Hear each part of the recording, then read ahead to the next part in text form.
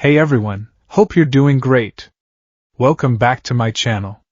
In today's video, we'll dive into what if betrayed Deku beabame vigilante Darth Vader. Smash that subscribe button, and be sure to peek at the description below.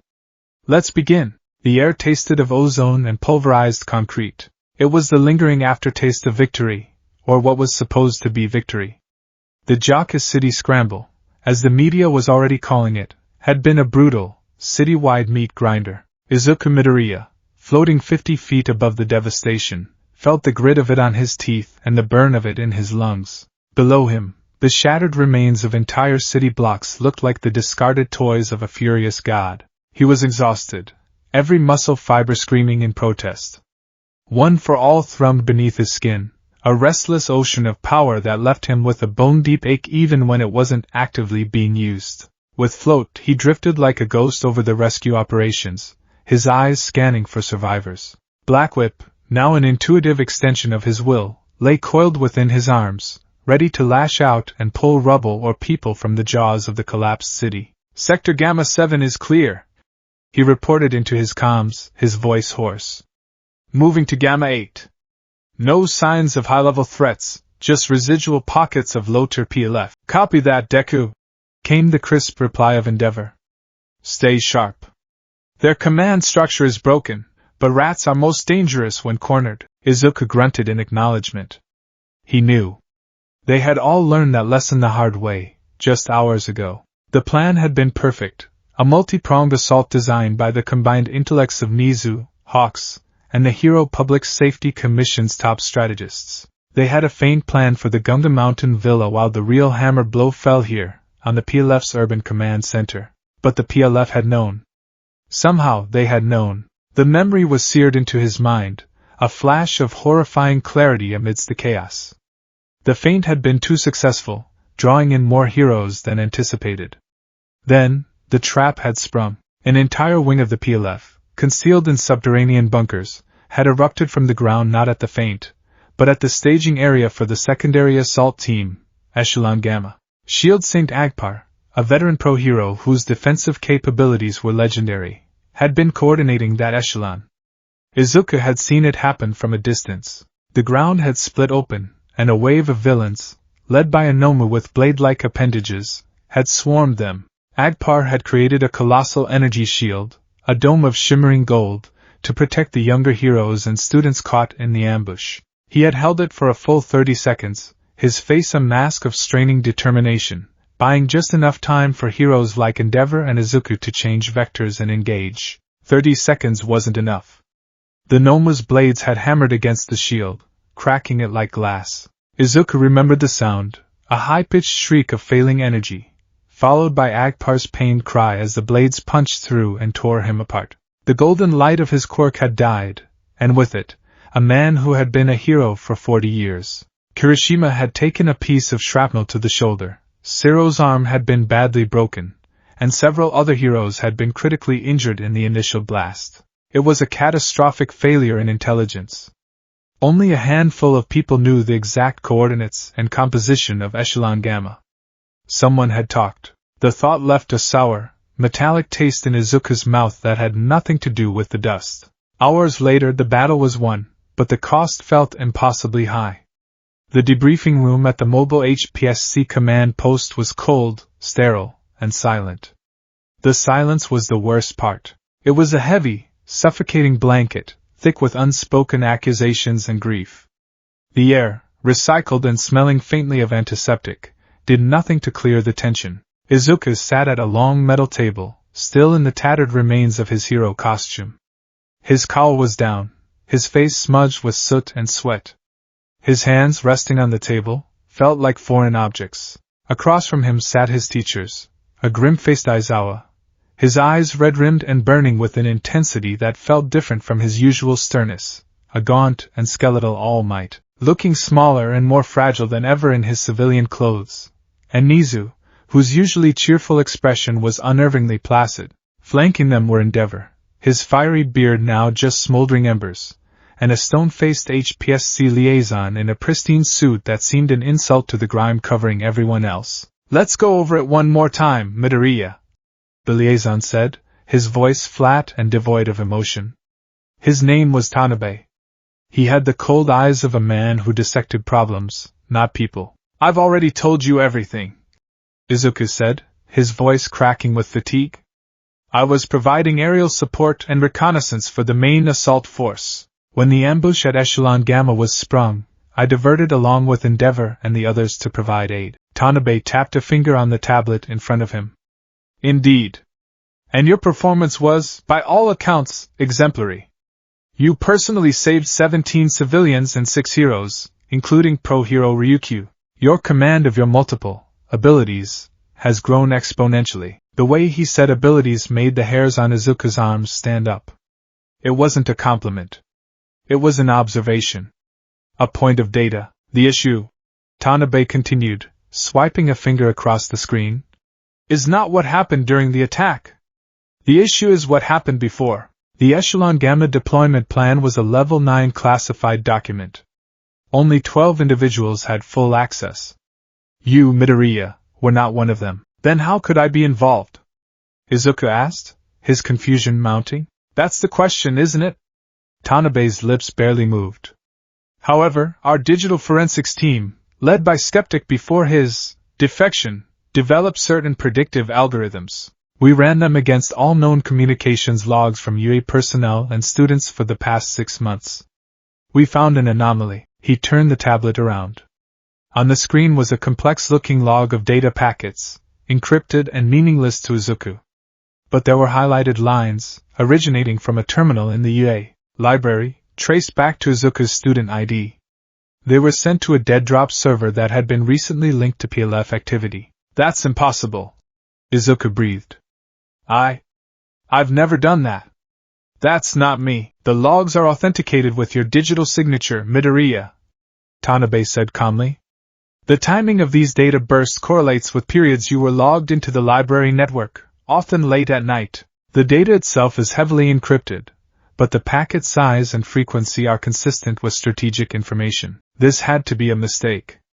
A hack. It had to be. Someone could have stolen my ID, or forged my signature. Skeptic is a master of digital warfare. We considered that." Aizawa spoke for the first time, his voice a low rasp. "But then we found something else." He slid a familiar, fire-damaged notebook across the table. It was one of his Hero Analysis for the Future, number 14. Izuku's blood ran cold. "Your analysis notebooks," Aizawa continued, his gaze unwavering. "You've analyzed the quirks of nearly every student and teacher at UA, as well as hundreds of pro-heroes. You detail their strengths, their weaknesses, their fighting styles, their support gear limitations. You theorize ways to defeat them. It's a hobby. I do it to learn. You said it was a good skill to have." Izuku's voice was rising, a frantic edge creeping in. "And we found this," Tanabe interjected, sliding a printed transcript forward.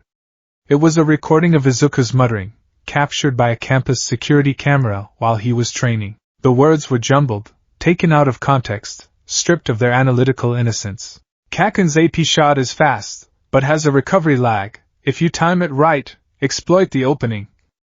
Uraraka's grapple is effective, but she's vulnerable from a distance, 0G weakness. Todoroki's flash freeze is powerful, but overuse on the left side causes overheating, a war of attrition. On its own, it's just muttering," Tanabe said. "But when you cross-reference the phonetic patterns with the encryption keys used in the data bursts, it appears to be a form of verbal cipher, a way to encode messages in plain sight." A wave of nausea washed over Izuku. They had taken his most innocent, most him quirk and twisted it into something monstrous. They were painting a portrait of a master spy, a cold, calculating traitor hiding behind the face of a bumbling, heroic famba. "No," Izuku whispered, shaking his head. "No, that's not. It's not true." He looked around the room, his eyes pleading. He looked for a friendly face, a lifeline. He found none. Endeavor was staring at his own hands, his expression unreadable. Aizawa looked like a judge who had already passed sentence. Nizu was watching him with an unnerving, analytical curiosity, as if observing a fascinating but dangerous new specimen. His gaze fell on his classmates, who had been brought in as witnesses. They stood by the wall, a silent jury. Bakugo. Uraraka. Todoroki. He looked at Bakugo first, his childhood friend, his rival. Bakugo's hands were shoved in his pockets, his shoulders tense. He was trembling, not with fear, but with a rage so profound it seemed to vibrate in the air. His crimson eyes were locked on Izuku, burning with a mix of old resentments and new, horrifying certainty. "Say something, Kakin," Izuku pleaded softly. "You know me." Bakugo let out a harsh, choked sound that was almost a laugh. He finally exploded, pulling his hands from his pockets, his palms smoking with tiny, furious crackles of nitroglycerin. "I knew it!" he roared, taking a half-step forward before Aizawa's binding cloth shot out and wrapped around his arm. "I knew there was something wrong with you!" "Bakugo, stand down," Aizawa ordered. "Like hell I will!" Bakugo strained against the cloth, his face contorted in a snarl. "All that power, coming out of nowhere! A borrowed quirk? Don't make me laugh! You were always a sneaky, worthless liar, looking down on everyone while you scribbled in your creepy-ass notebooks, figuring out how to stab us all in the back." He pointed a trembling finger at Izuku. "It always had to be you, didn't it, you damn nerd? It wasn't enough to get a quirk, you had to have the whole world, too." Each word was a physical blow. Izuku flinched back as if he'd been struck. Bakugo's anger wasn't just about the betrayal of Yue, it was about the betrayal of their entire shared history, twisted through the lens of his own inferiority complex. In his mind, Deku the traitor finally made sense of Deku the late-blooming prodigy. His eyes darted to Uraraka. Her face was pale, streaked with tears. She was clutching her hands together so tightly her knuckles were white. Her gaze was fixed on him, wide with a mixture of terror and heartbreak.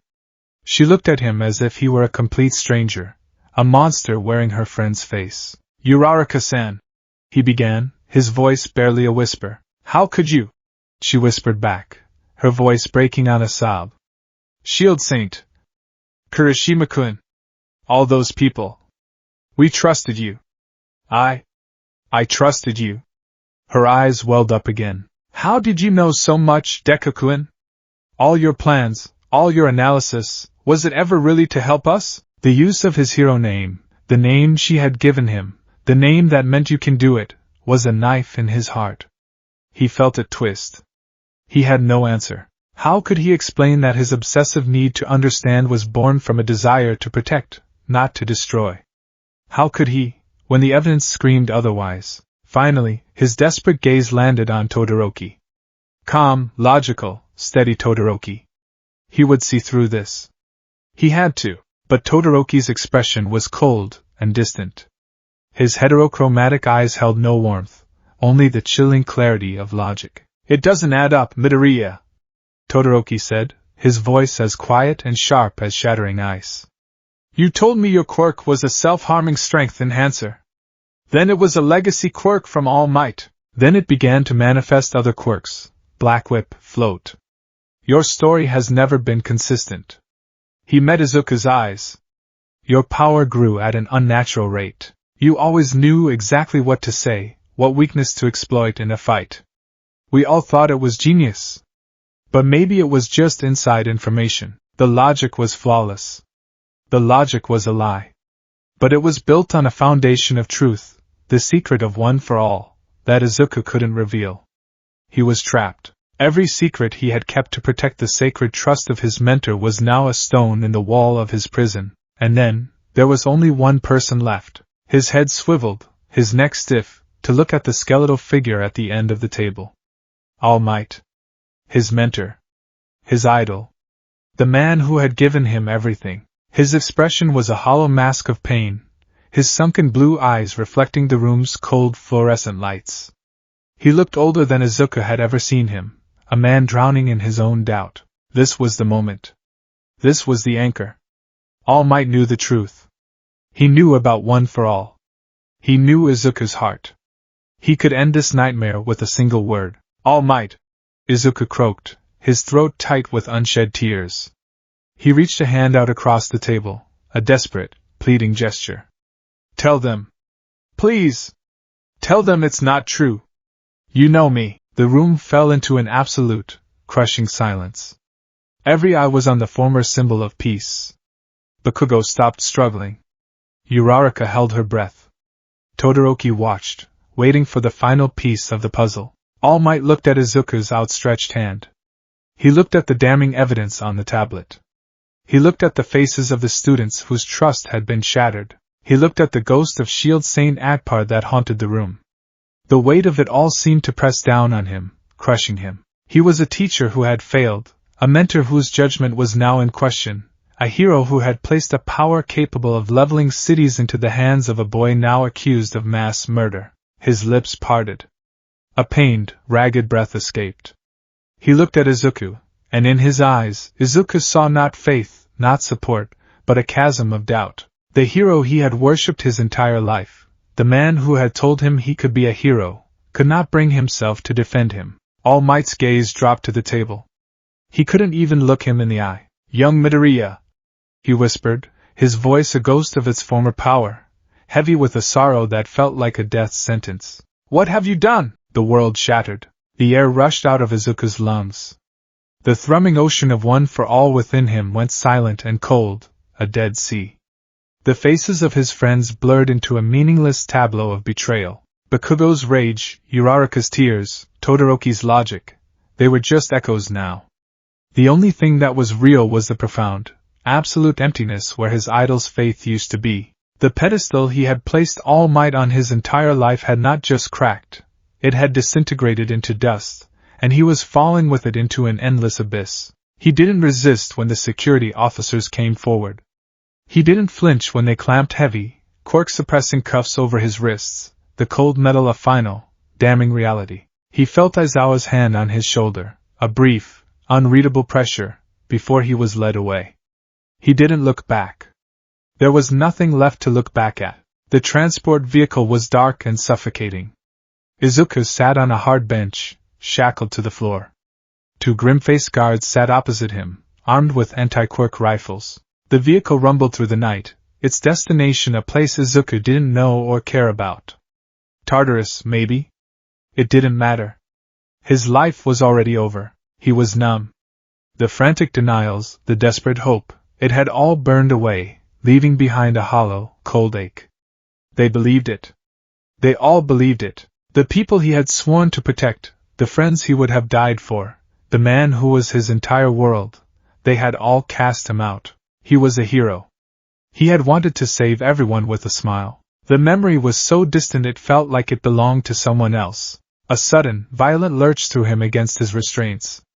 An ear-splitting explosion ripped through the air outside, followed by the screech of metal and the screams of the driver. The vehicle swerved wildly, then flipped, rolling over and over in a cacophony of shattering glass and groaning steel. Izuku was tossed around the interior like a doll, his head slamming against the ceiling, then the floor. Shrapnel from the explosion tore through the armored plating. He felt a searing pain in his shoulder as a piece of metal embedded itself deep in the muscle. The world was a spinning vortex of darkness, pain, and the roar of fire. The transport skidded to a halt on its side. The side door had been torn from its hinges.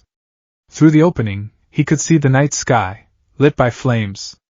Shouts and the sounds of quirk fire filled the air. A low-level villain attack. A diversion. A chaotic, bloody opportunity. One of the guards, dazed and bleeding from a head wound, staggered to his feet. "Stay down, prisoner!" he yelled, raising his rifle. Another explosion, closer this time, rocked the chassis. The blast wave slammed into the vehicle, and a sheet of flaming metal from the engine block sheared through the cabin. It caught the guard in the chest, silencing him instantly. The same explosion sent a torrent of burning fuel and jagged debris into the compartment where Izuku was shackled. Agony, pure and absolute, consumed him. The fuel ignited on contact, and fire licked up his left side. He screamed, a raw, inhuman sound as the flames seared his suit, his skin, his nerves. A large, twisted piece of the vehicle's frame, superheated and sharp, broke free and slammed into his chest and side, impaling him. He felt ribs snap, a wet, piercing sensation deep in his torso. The pain was a white-hot nova, blotting out everything. Through a haze of agony, he saw a path. The open door. The burning street. Freedom. His survival instinct, a primal, desperate thing, took over. He pulled against his shackles. The pain was excruciating, but the fire was worse. With a surge of adrenaline-fueled strength that had nothing to do with One for All, he wrenched his hand, feeling the skin tear and the bones of his wrist dislocate with a sickening pop, slipping it free from the cuff. He used his free hand to release the other, his movements clumsy and panicked. He stumbled out of the wreckage, a walking inferno.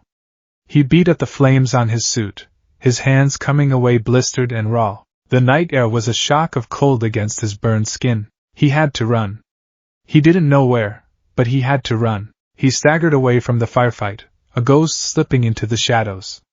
Every step was a fresh wave of agony. The shrapnel in his shoulder, the deep impalement in his side, the burns that covered a quarter of his body. His breathing was becoming a choked, wet gurgle.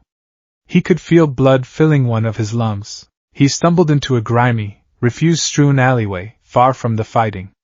The sounds of sirens and battle began to fade, replaced by a roaring in his ears. He leaned against a brick wall, then slid down, leaving a smear of blood and soot in his wake. The city lights blurred into a watercolor painting of fire and indifference. The faces of his friends flashed before his eyes. Bakugo's snarl, Uraraka's weeping, All Might's hollowed-out doubt. They were the ones who had truly wounded him. The fire, the shrapnel, that was just the aftermath. He looked down at his hands, burned and bloody. The hands that had been meant to save people. A ragged, painful cough racked his body, bringing up a spray of blood that painted the grimy asphalt. The world was narrowing to a pinprick of light. The distant sirens faded completely. The roaring in his ears subsided. There was only one sound left, the sound of his own breathing, a strained, labored, mechanical wheeze, as his ruined lungs fought for every scrap of air. A desperate, rhythmic rasp. In, out, a painful, wet, rattling cadence that was the only proof he was still alive. In the suffocating darkness of the alley, surrounded by the ashes of his life, Izuku Midoriya listened to the sound of the monster he was becoming, taking its first, ragged breaths. And then, there was only silence. Izuku Midoriya died in a fiery wreck on a forgotten stretch of road, shackled and condemned. His official cause of death was listed as incineration during prisoner transport ambush. His name was etched onto a small, sterile plaque at a memorial for the fallen heroes of the Jaca's city scramble, an afterthought to the grander sacrifice of men like Shield Saint Akbar. The world mourned the hero they thought they knew, and in the same breath, cursed the traitor they were told he was. For 2 months, Izuku Midoriya was a ghost, a cautionary tale whispered in the halls of UA, a painful memory for the very few who still harbored a sliver of doubt. The ghost, however, was still breathing.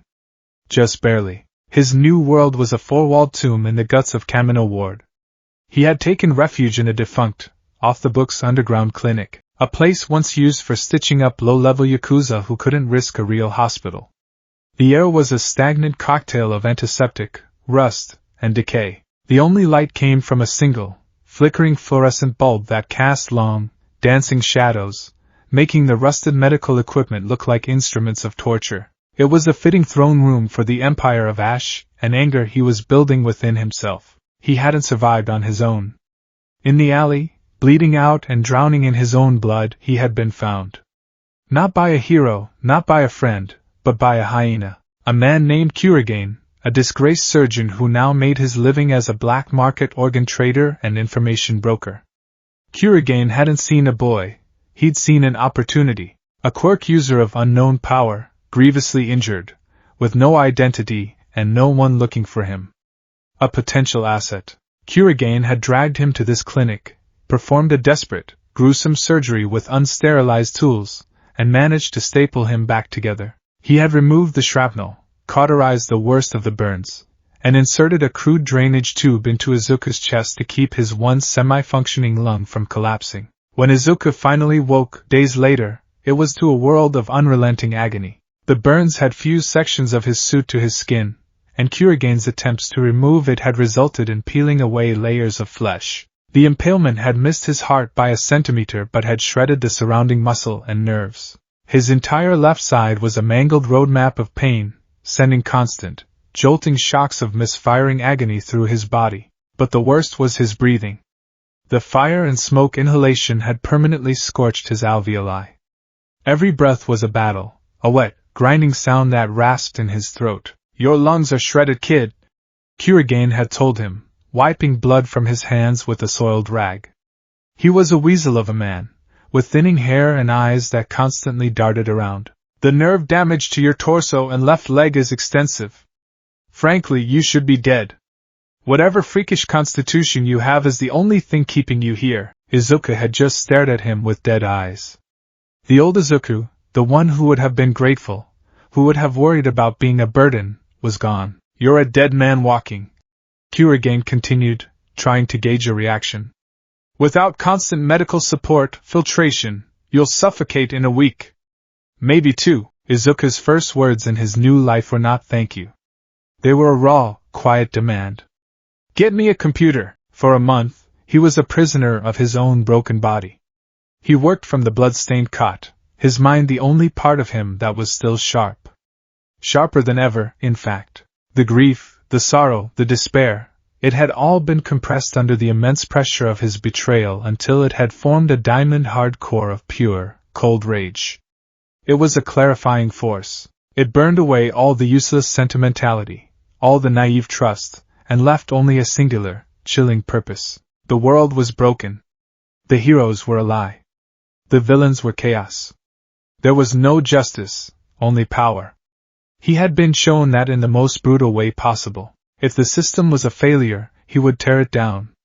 If chaos was the alternative, he would crush it. He would create a new order, an absolute order, forged in the fear he had seen in his betrayer's eyes. His mind, once used to analyze heroes for the sake of emulation, was now a weapon. He used Kurigane's access to the Underworld networks, his analytical genius dissecting the flow of information like a master surgeon. He identified patterns in gang wars, predicted hero patrol routes with terrifying accuracy, and pointed out security flaws in corporate transport schedules. He fed this information to Kurigane, who sold it for a fortune. In return, Kurigane brought him what he needed: medical supplies, high-end protein paste, and most importantly, components, wires, processors, servomotors, ceramic plates, filtration systems. The pieces of his resurrection. During this time, he was not alone in his own head. One for all, the sacred torch passed to him by the man who had abandoned him, had become a source of torment. The quirk was anathema to the hatred festering in his soul. Every time he tried to access its power, even just to use Black Whip to reach something across the room, it felt like a crown of thorns woven from lightning was being jammed onto his skull. The positive, life-giving energy of the quirk clashed violently with the necrotic rage that now defined him. It was a civil war in his soul, and the pain was exquisite. And the vestiges, they were no longer silent observers or gentle guides. They were a cacophony, a Greek chorus in his fractured mind. "Izuku, my boy, this isn't the way." A woman's voice, gentle and heartbroken, would plead. It was Nana Shimura, her presence a faint, sorrowful light in the crushing darkness. "Vengeance is a poison, not a cure. Don't let them turn you into the monster they accuse you of being." He learned to ignore her. Her idealism was a weakness he could no longer afford. More prominent, more resonant, were the harsher voices, the ones who had lived and died in darker, more desperate times. "The woman is a fool." A gravelly, stern voice would cut through the noise. The second user. "They showed you their true face. To turn the other cheek is to invite a second knife. Anger is a tool. It sharpens the senses. Use it. They left you to die." Another voice, cold and pragmatic like a serpent's hiss, would add. The third. "Survival is the only morality that matters now. Show them what a corpse can do. Make them fear the grave they dug for you." The other vestiges were a confused, pained murmur in the background, their power and personalities overwhelmed by the schism between hope and hate. Yoichi Shigaraki, the first, was a constant, faint whisper of pain, the echo of his brother's evil now resonating with the darkness in Izuku's own heart. Izuku didn't fight the voices. He listened. He chose. He found a grim camaraderie with the second and third. They understood. They knew what it was to fight in a world without heroes, a world where the only rule was to win or to die. Nana's pleas became fainter each day, drowned out by the roaring furnace of his rage and the grim validation of his newfound mentors. After a month, Kurigane had outlived his usefulness. Izuku, now strong enough to stand and move for short periods, had memorized every one of the surgeon's contacts, and drained his accounts of the money he had earned for him. "Our business is concluded," Izuku had stated, his voice a dead monotone. He stood over Kurigane, a shadow in the flickering light. The weaselly man, seeing the cold emptiness in the boy's eyes, an emptiness far more terrifying than any Yakuza enforcer he'd ever met, simply nodded. He packed a small bag and vanished into the Kamino night, wisely choosing to forget he had ever met the ghost in his clinic. Now, Izuku was truly alone. And his work began in earnest. He wasn't building a hero costume. He was building a mobile iron lung, a personal prison, a suit of armor that would both sustain his broken body and project the terror he intended to wield as a weapon. The workshop was a controlled chaos. Blueprints, hand-drawn with a precision that bordered on madness, were pinned to the walls.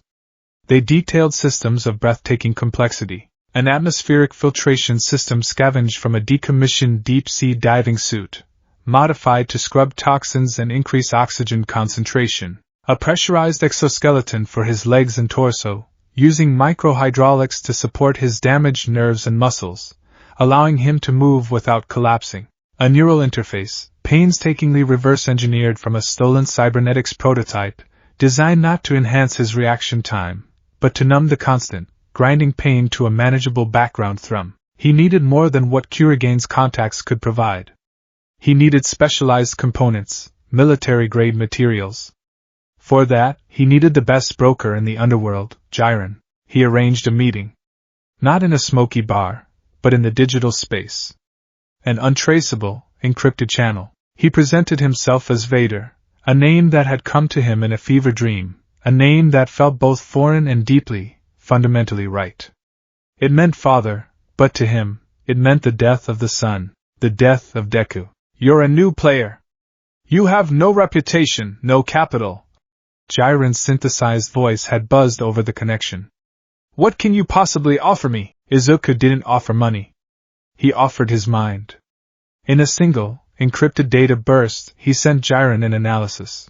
It detailed the complete operational structure of a rival smuggling ring, including patrol routes, transport schedules, personnel weaknesses, and a step-by-step plan to dismantle their entire operation in a single night with minimal resources. He also included a similar analysis of the pro-hero response patterns in that specific ward. There was a long silence on the other end. Then, a low chuckle. Well, you're not just a new player, are you? You're a new kind of player. The information is exquisite. What do you want, Vader? Components, Izuku had replied, his voice flat. He sent a list. Jiren delivered. The parts arrived in unmarked crates, left at designated dead drops throughout Kamino's labyrinthine streets. Ceramic composite plating from a wrecked riot control mech, light but incredibly durable. A high-density experimental battery from a defunct Detonarat facility. A voice modulator, a sound-dampening stealth cloak, and a helmet from a prototype police assault unit. For weeks, Izuku worked. The clinic became a forge. The hiss of his labored breathing was joined by the sizzle of the soldering iron, the whine of the power drill, and the sharp crack of welding sparks. He worked through the pain, fueled by protein paste and a spite so potent it was practically a physical energy source. He attached the composite plates to the exoskeleton, painting them a matte, light-absorbing black. Not for stealth, but for symbolism. It was the color of the void, the color of absolute authority. He wired the battery not just to the suit's systems, but to a custom-built regulator woven into the gauntlets. An idea had been forming in his mind, a way to weaponize the agonizing conflict within him, to turn one for all's corrupted energy into something tangible. Each piece he added was a nail in Deku's coffin, the greaves that supported his shattered leg, burying the red sneakers he could no longer wear, the chest plate that housed the respirator, covering the faded All Might logo on the tattered undershirt he still wore, the last remnant of his old life, the gauntlets with their ominous-looking energy conduits, hiding the scarred hands that had once been meant to save people. He was no longer building a suit. He was performing his own embalming. Finally, after 2 months of hellish survival and obsessive labor, it was done. The suit stood on a reinforced armature in the center of the room, a black monolith in the flickering gloom. It was tall, angular, and utterly devoid of warmth or heroism. It was a statement. A weapon. A tomb. The time had come. His movements were slow, deliberate, each one a ritual. His body ached, his breathing a wet, ragged counterpoint to the silence. He started with the legs. He slid his damaged limbs into the greaves, the micro-hydraulics hissing to life as they took his weight. The constant, grinding pain in his legs subsided, replaced by the steady, humming strength of the machine. He donned the torso assembly, a complex web of straps and plates. As he secured the final clasp, he felt the pressurized suit seal around him, supporting his battered ribs and spine. He attached the drainage tube from his chest to a port in the suit, the biomonitors flickering to life on a small wrist-mounted display. Next, the chest plate. It clicked into place with a heavy, final sound. He took a breath, and for the first time in 2 months, it didn't feel like he was breathing through wet gravel. The respirator hummed, and a clean, cool, oxygen-rich stream of air filled his lungs. The relief was so profound it was almost dizzying. He pulled on the black gauntlets, his fingers settling into the controls. He could feel the regulator, cold and dormant against his skin, waiting. He stood there for a long moment, a broken boy encased in a shell of black metal and humming machinery. But he was not yet complete. The most important piece remained. He reached for the helmet. It was heavy, its angular faceplate and flared back designed to intimidate. He lifted it, his hands surprisingly steady. He paused, looking at his own reflection in the helmet's dark, polished visor. He saw a gaunt, scarred face, barely recognizable. He saw eyes that held no light, only the flat, cold sheen of tempered steel. He saw the ghost of a boy who used to cry at the drop of a hat, a boy who believed in heroes. "Don't do this, Izuku!" Nana Shimura's voice whispered, a final, desperate plea from the depths of his soul. "There is still time. There is still good in you. Finish it." The second user commanded, his voice a hammered blow of certainty. "Be reborn in the armor you have earned." Izuku lowered the helmet over his head. The world vanished, replaced by an internal, crimson-tinted reality. The flickering lights of the clinic became stable, filtered through the helmet's HUD. Data scrolled in the periphery of his vision: atmospheric composition, suit power levels, his own vital signs displayed in cold, clinical numbers. The sounds of the room, the dripping water, the buzzing light, were muted, replaced by the sound of his own thoughts and a faint, electronic hum. And then, he took a breath. It was not the ragged, wet gasp of a dying boy. It was a deep, mechanical, amplified inhalation. A sound that was both life and death. The hiss of intake valves, the low pump of an artificial diaphragm. He exhaled, and the sound repeated in reverse, a guttural, controlled release of air. HSSSK. KRRR. HSSSK. KRRR. The sound was metronomic. Relentless. Inescapable. It was the sound of a machine breathing for a man. It was the sound of a tomb walking. It was the sound of power. It filled the small room, echoing off the stained walls, a proclamation of his horrific, magnificent rebirth. He turned his head, the heavy helmet moving with a smooth, servo-assisted grace. His gaze fell upon a large, cracked piece of mirror leaning against the far wall. He walked towards it, his steps heavy, measured, and perfectly steady. Each footfall landed with an ominous, metallic thud. He stood before the mirror and looked. He did not see Izuku Midoriya. He did not see the scarred, broken boy beneath the armor. He saw a symbol. A figure of absolute, terrifying presence. Over 7 feet tall in the armored boots, broad-shouldered, draped in a dark cloak he had fashioned from the stealth material. The black, impassive mask stared back, its triangular mouth grill a permanent, silent snarl. The red-tinted lenses were windows into a void. The only sign of life was the rhythmic rise and fall of the chest plate, synchronized with the deep, chilling sound of the respirator. He saw a monster. He saw a king. He saw exactly what the world had made him. And in the cold, hollow space where his heart used to be, he felt something that was not joy, not pride, but a profound and terrible sense of rightness. This was his truth. This was his purpose. The boy named Deku, the boy who wanted to save everyone with a smile, was a memory. An epitaph on a forgotten grave. The man in the mirror was a reckoning, and his name was Vader. The criminal underworld, like any ecosystem, abhors a vacuum.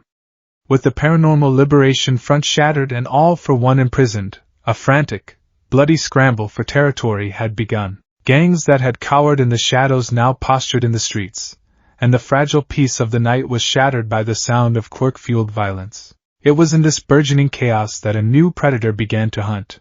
It started as whispers, ghost stories told by trembling drug runners and terrified enforcers in the seedy underbelly of the Esohal Ward docks. They spoke of a shadow, a 7-foot-tall specter clad in midnight armor that moved with the silence of the grave and the finality of a guillotine. It made no demands. It gave no quarter. It left only wreckage and broken bodies in its wake. They called it a demon, a monster, a ghost. But one name, whispered in a mixture of awe and terror, began to stick. Vader. Tonight Vader was hunting. His target was a smuggling operation run by the Ironclaws, a gang specializing in trafficking quirk-enhancing drugs. Their leader, a brute named Goro, had a quirk that allowed him to coat his skin in a layer of hardened, osmium-like metal.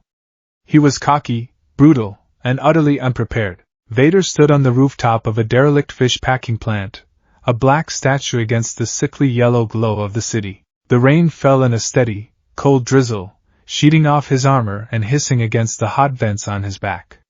Through his helmet's crimson-tinted visor, the world was a schematic of data. He could see the thermal signatures of Goro's men moving inside the warehouse below, their patrol routes laughably predictable. He could hear their coarse laughter and gruff shouts, filtered and analyzed by his suit's audio sensors. He didn't feel the cold. He didn't feel the rain. He felt nothing but the low, steady hum of his life support and the cold, hard certainty of his purpose. He dropped. There was no sound, no warning. His cloak, made of sound-dampening material, billowed out like the wings of a great black bat. He landed in the shadow of a stack of shipping containers, his armored boots making no more noise than the falling rain. 2 guards stood nearby, sharing a cheap cigarette, their rifles slung carelessly over their shoulders. "Did you hear that?" one of them asked, peering into the darkness. "Hear what? The rain? Stop being jumpy," the other grumbled. Vader moved. He was not just fast, he was unnaturally efficient, a living equation of violence. A single step closed the distance. His black-gloved hand shot out, not in a punch, but in a precise, open-palmed strike to the first guard's throat. The man crumpled without a sound, his airway crushed. Before the second guard could even register his partner's collapse, Vader's other hand gripped his head. There was a sharp, brutal twist. Not enough to kill, but enough to sever the nerve connections in the spinal column. The man dropped, his body paralyzed from the neck down, his eyes wide with a terror he could no longer express. 2 down. 21 to go. He slipped through the main warehouse door, a phantom of purpose. The interior was vast and filled with the stench of brine and illicit chemicals. Goro and his men were gathered around a crate, inspecting vials of a glowing blue liquid. "This new batch of boost is potent," Goro boomed, his metallic skin catching the dim light. "The heroes won't know what hit 'em. And neither will our competition." From the shadows near the ceiling, a voice spoke, amplified and distorted into a deep, resonant baritone that seemed to vibrate in their very bones. "Your competition is the least of your concerns." Every head snapped up. Panic flared as they scanned the darkened rafters. "Who's there? Show yourself!" Goro roared, his hands morphing into gleaming metal claws. The only answer was a sound. A sound that would soon haunt the nightmares of every criminal in Japan. HPSC. KRRR. The rhythmic, mechanical breathing was everywhere and nowhere at once, an omnipresent promise of suffocation. Then, he descended. He didn't use a rope. He simply dropped from the 30-foot-high rafters, landing in the center of the room with a thunderous impact that cracked the concrete beneath his boots. He rose to his full, terrifying height, his black cloak settling around him, the red lenses of his mask glowing with malevolent intensity. For a moment, there was only stunned silence, broken by the chilling rhythm of his respirator. Then chaos erupted. The thugs opened fire, a storm of bullets and quirk projectiles screaming toward the dark figure. The response was contemptuous silence. The bullets sparked and ricocheted harmlessly off the composite armor. A blast of fire from a man with flaming hands washed over Vader, momentarily engulfing him in an inferno. When the flames died, he stood completely unscathed, the rain on his armor having turned to steam. "He's a monster!" someone shrieked. "He is merely a man in armor." Vader's voice boomed, cutting through the panic. "And you are beneath my notice." He moved. Black Whip, no longer a desperate extension of his will but a controlled and vicious weapon, erupted from his arms. The black tendrils were not for swinging or saving, they were whips, constrictors, bludgeons. One tendril wrapped around the gunman's rifle, tore it from his hands, and shattered it against a pillar. Another lashed out like a striking serpent, wrapping around a man's leg and yanking him off his feet, sending him crashing into a stack of crates with a sickening crunch of bone. It was a whirlwind of black armor and dark energy. He moved through them not like a hero fighting villains, but like a butcher processing meat. A precise chop to a collarbone. A calculated stomp to a kneecap. A brutal throw into a steel girder. He analyzed their quirks in microseconds, his mind, honed by years of obsessive study, identifying weaknesses with cold, detached precision. The man with fire hands found his arms broken before he could generate another spark. A woman who could turn her limbs to blades was disarmed and had both her shoulders dislocated.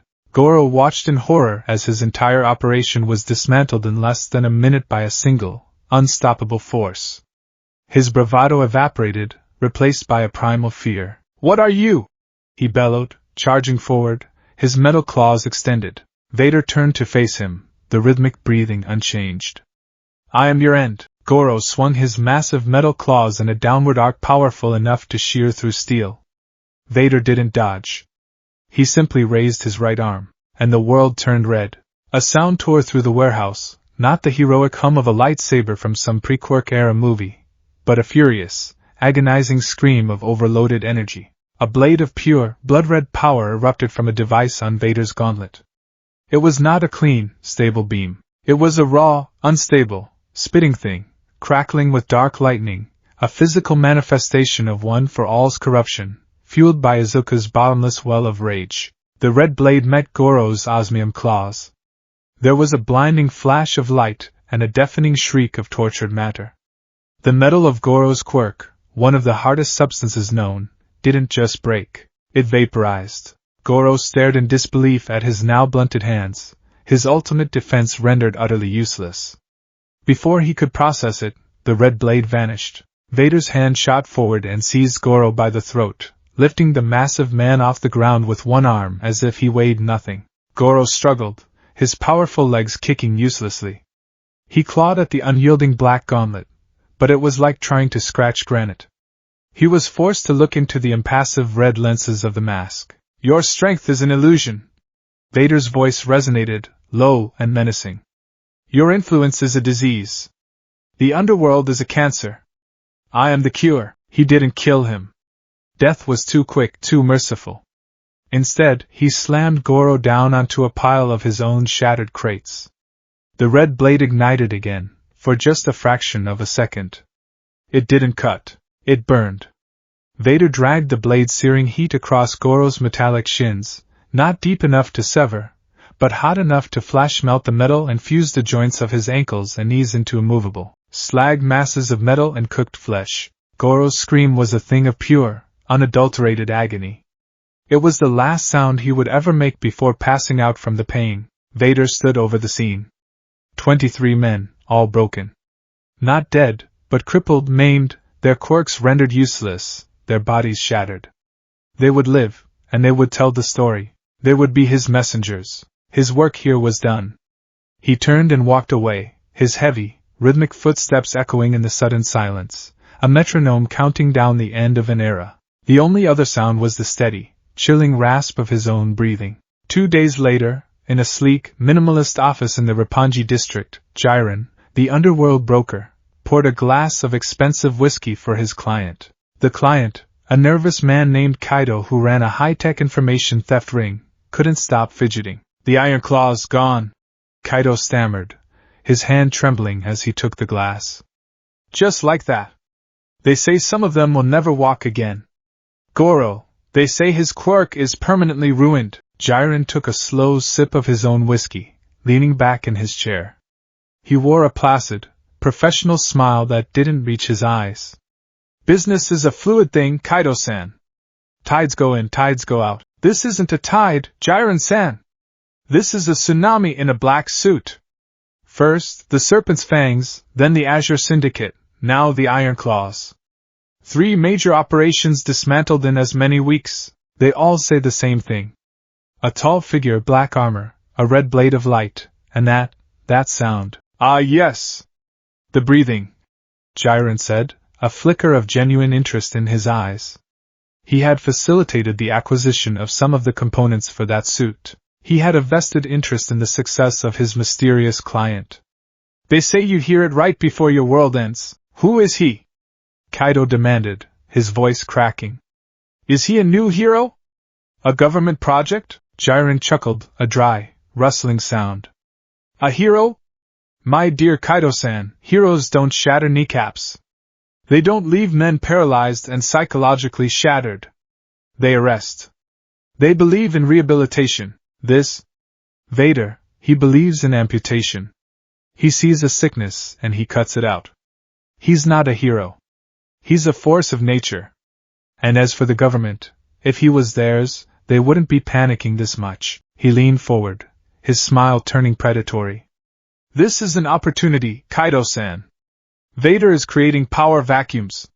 He is culling the competition. A smart man, a man like you, could profit from such chaos. Or, you could get in his way. He let the threat hang in the air. Kaido paled, downed his whiskey in one gulp, and began to talk business. Jiren listened, but part of his mind was elsewhere. Vader was more effective than he could have ever imagined. He was not just a player, he was changing the entire game. And a man who changed the game held all the cards. At the Ide Gai Hero Agency, Tenya Ida stood before a large digital map of the city.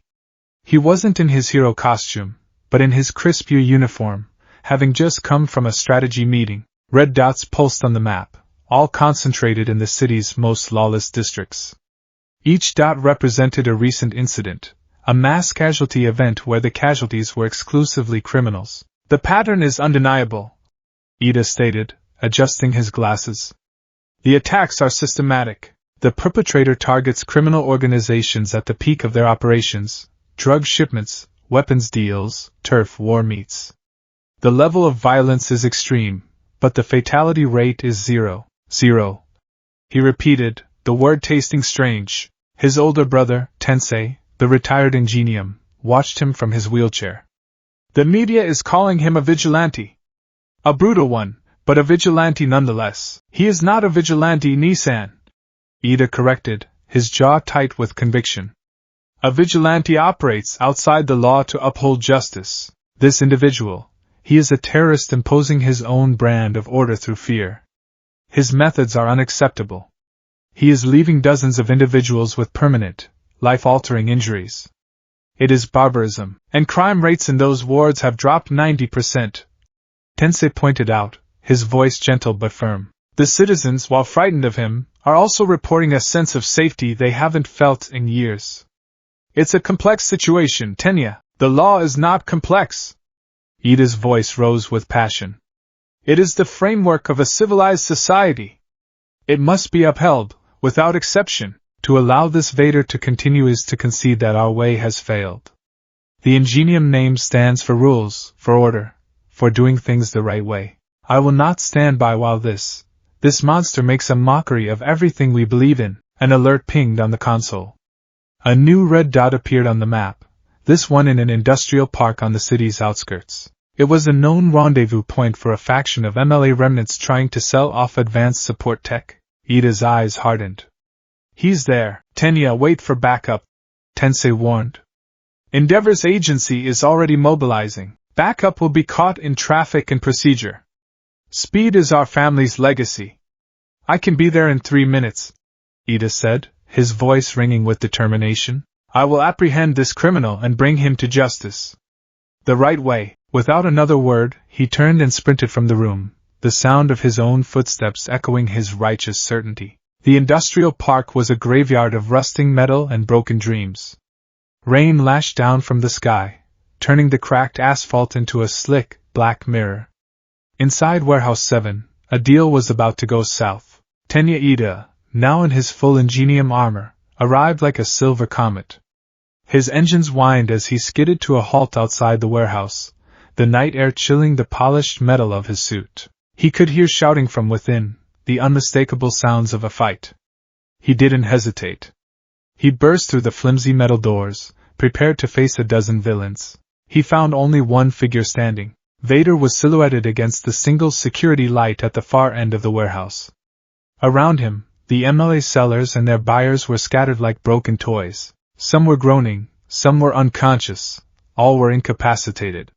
He was in the process of methodically crushing a crate of high-tech support gear with his armored boot. The deep, mechanical breathing was the only sound in the cavernous space. HPSC. KRRR. Halt! Ida's voice boomed, amplified by his helmet speaker. In the name of the Hero Public Safety Commission, you are under arrest for illegal quirk usage, vigilantism, and multiple counts of aggravated assault. Vader stopped his methodical destruction. He turned his head slowly, the movement unnervingly smooth. The red lenses of his mask fixed on Ingenium. Hero. The deep, distorted voice rumbled, the word an insult. You are late. My arrival is precisely on time to stop you, Ida declared, shifting into a low, ready stance. Your reign of terror ends now. Surrender peacefully. Vader took a step forward, his black cloak swirling around his armored legs. I am not the terror. I am the order that comes after. These vermin were spreading weapons that would have armed a new generation of terrorists. I have ended the threat. You would have merely delayed it with your procedure. The contempt in his voice was palpable. It grated on Ida's every nerve. There are laws, rules. They exist to protect everyone, to ensure justice is delivered, not chaos. Ida argued, his engines beginning to hum with power. You are no better than the criminals you brutalize. Vader actually let out a low, humorless sound that might have been a chuckle. It was a terrible, grating noise. Your laws are a lie. They are a flimsy shield to protect the powerful and a cage to control the weak. Your justice is a privilege, bought and sold in backroom deals by the very commission you serve. I have seen the truth of your system. It is broken. He took another step, his presence dominating the space. I am not bringing chaos. I am bringing order. An absolute, unwavering order that this corrupt society so desperately needs. Ida had heard enough. This was no misguided citizen. This was a zealot, a tyrant in the making. Then you leave me no choice. Recipro burst. He exploded forward, a silver blur aimed directly at Vader's center mass. He was one of the fastest heroes in Japan. No one could react to his top speed. No one. Vader didn't even seem to move. At the last possible microsecond, he sidestepped. It wasn't a dodge born of speed, but of perfect, chilling anticipation. Ida shot past, his kick hitting nothing but empty air. He spun around, his engines roaring, ready for another pass. He found Vader standing exactly where he had been, as if he hadn't moved at all. Your movements are linear, Vader stated, his voice flat and analytical. Your reliance on forward momentum is a critical weakness. It was like hearing an echo of Midoriya's muttering analysis, but stripped of all innocence, and forged into a weapon. The thought was so jarring that Ida faltered for a split second. It was all the opening Vader needed. He closed the distance in an instant. Ida launched a series of precise, lightning-fast kicks, each one aimed to disable a joint in the armor. Each one was met not by a block, but by a subtle parry. Vader's hands moved in short, economical arcs, deflecting the force of the blows with minimal effort, turning Ida's own momentum against him. It was like fighting a machine that knew his every move before he made it. How? Ida gasped, frustration mounting. I have studied you, Vader replied. He seized Ida's leg mid-kick, his grip like a steel vise. He twisted, and Ida was thrown off balance, crashing to the ground with a loud clang of armor on concrete. Before he could recover, Vader was standing over him. And for the first time, Ida felt a genuine spike of fear. The furious, screaming sound filled the air, and the blood-red blade of energy erupted from Vader's gauntlet. It bathed the warehouse in a terrifying crimson light, the spitting, unstable energy a stark contrast to the clean blue flame of Ida's engines. Ida rolled away, narrowly avoiding a downward slash that carved a molten trench in the concrete where his head had been. He scrambled to his feet, his mind racing. Brute force was useless. Speed was being predicted. He had to outthink him. "You cannot win," Vader said, advancing slowly, the red blade humming with menace. "Your ideology is as flawed as your technique." Ida fired up his engines, not to attack, but to maneuver. He began to circle Vader, using his speed to stay out of the blade's reach, looking for an opening. "You speak of order," Ida called out. "But all you create is pain and fear." "Fear is a tool," Vader countered, turning with him, his movements economical and precise. "It is the most effective means of control. Your society has forgotten that. You offer them hope and smiles, while the rot spreads in the darkness. I offer them security, and the only price is their obedience to a law that will be enforced without prejudice." Suddenly, black whip tendrils shot out from Vader's back, not at Ida, but at the surrounding structures. They wrapped around support beams and heavy machinery, creating a complex web, a cage of dark energy. Ida's path was blocked. His speed was neutralized. He was trapped. He turned to face Vader, who stood impassively in the center of the web. The red blade was still ignited, casting long, dancing shadows. "It is over," Vader stated. "It is not!" Ida roared, a final, defiant cry. He channeled all his power, his engines glowing white-hot. "Recipro turbo," he charged, a silver bullet aimed at the heart of the darkness. Vader didn't move to block him. He simply lowered the tip of his red blade. As Ida came within range, Vader swept the blade in a low, precise arc, not at Ida's body, but at his legs. The blade didn't cut through the armor. It didn't need to. The raw, corrupted energy of the blade acted as a supercharged EMP. The moment it passed over the complex machinery of Ida's leg engines, they shorted out with a shower of blue sparks and a loud, dying whine. Ida's momentum carried him forward, but his propulsion was gone. He stumbled, his legs suddenly dead weight, and crashed at Vader's feet in a heap of useless, high-tech armor. Alarms blared inside his helmet. Engine failure. Propulsion system offline. He had been disarmed. No, it was worse. He had been neutered. His speed, his legacy, his very identity as Ingenium, had been extinguished with a single, contemptuous flick of a wrist. He lay there, helpless, as the massive, black-booted figure stood over him. The red blade deactivated, its terrible sound vanishing, leaving only the sound of the rain and the mechanical breathing. Vader knelt down, his masked face inches from Ida's. The red lenses seemed to bore into his very soul. "Do not mistake my methods for senseless brutality," the modulated voice whispered, a low and confidential threat. "I am brutally efficient, a lesson your masters at the Hero Public Safety Commission will soon learn." He tapped a finger against Ida's helmet. "Tell your handlers that their house of cards is built on a foundation of lies. Tell them I know about Project Chimera. Tell them I know what they did at the Okuto Island facility. Tell them their time is over." With that, he stood, his purpose fulfilled. He turned his back on the defeated hero and walked into the rain-swept darkness, his dark cloak melting into the shadows. The only thing he left behind was a broken hero, a warehouse full of crippled criminals, and a cryptic warning that promised a storm to come. The media exploded. News channels ran the story on a loop. The dramatic footage, captured by a traffic camera, showed Ingenium's charge and his ignominious defeat. Commentators were in a frenzy. The vigilante known as Vader single-handedly dismantled an MLA remnant cell and defeated the high-speed hero Ingenium in the same night. His methods are undeniably brutal, but sources on the ground in wards like Kamino and Asuha report a dramatic downturn in violent crime. Residents are afraid, yes, but they are also sleeping more soundly at night. Online forums were a war zone of opinions. HeroFan_88. This Vader is a monster. Ingenium is a real hero. How can anyone support this psycho? Cam1 no_res1 dent. You don't live here, HeroFan. You don't have to worry about gangs shooting up your street. The heroes never came for us. Vader did. I'm scared of him, but I'm more scared of what it was like before him. Truthseeker_X. Did anyone else hear what Ingenium said in his report? Vader mentioned the HPSC and Project Chimera. What are they hiding? Maybe this Vader guy knows something we don't. The public was torn. The image of heroism, carefully curated for decades, was cracking.